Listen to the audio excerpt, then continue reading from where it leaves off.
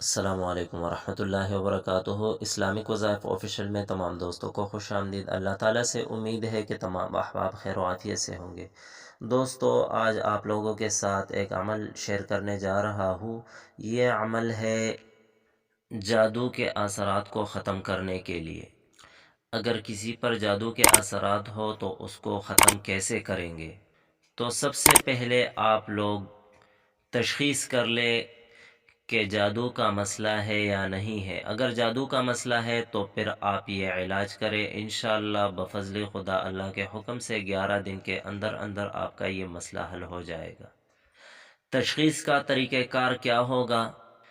تو تشخیص کیسے کریں گے، اس کے لیے میں نے پہلے مکمل ویڈیو بنائی ہے۔ آپ لوگ ڈسکرپشن میں دیکھیں، میں نے لنک دیا ہے، وہاں سے آپ جا کے ویڈیو کو دیکھ سکتے ہیں۔ اگر آپ پہ جادو کے اثرات ہے تو آپ کو یہ وظیفہ 11 دن کرنا ہے، انشاءاللہ اس 11 دن میں آپ کا یہ مسئلہ ختم ہو جائے گا۔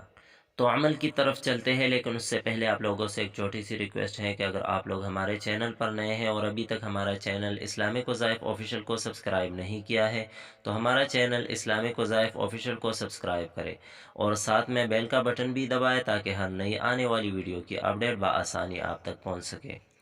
تو چلے عمل کو شروع کرتے ہیں۔ یہ عمل آپ لوگوں نے صبح و شام ایک مرتبہ لازمی کرنا ہے۔ 11 دن کا عمل ہے۔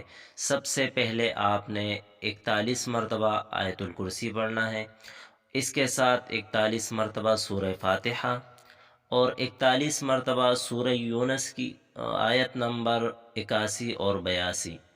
فلما القوا قال موسى ما جئتم به السحر ان الله سيبطله ان الله لا يصلح عمل المفسدين ويحق الله الحق بكلماته ولو كره المجرمون۔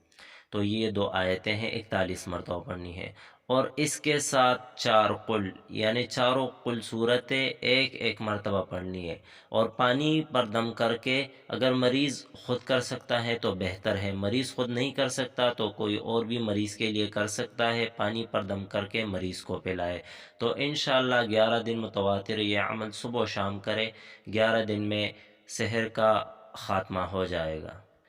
تو یہ عمل جادو کے علاج کے حوالے سے تھا۔ اگر ویڈیو آپ لوگوں کو پسند آئی ہو تو لائک کریں اور ثواب کی نیت سے آگے بھی شیئر کریں۔ اب میں اگلی ویڈیو تک اجازت چاہتا ہوں، دعا میں یاد رکھیے گا۔ اللہ حافظ۔